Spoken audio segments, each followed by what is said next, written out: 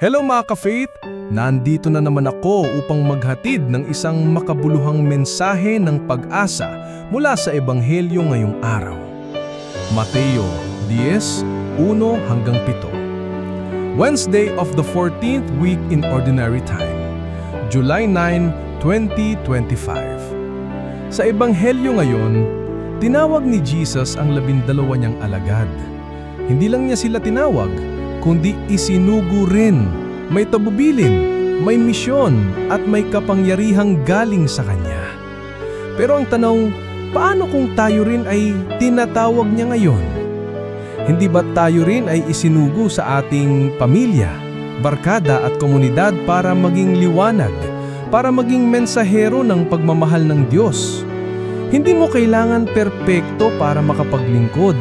Sapat na ang bukas na puso at ang handang oo mo sa tawag niya.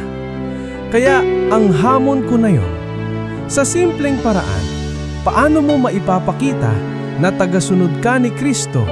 Sa salita mo, sa gawa mo, o sa tahimik mong panalangin?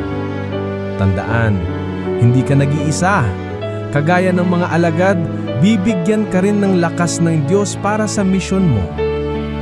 Ako si Brother Rai. Magpatuloy tayong maglingkod sa katahimikan, kababaang loob at katapatan. Be a digital disciple. Share Christ with every click. God bless.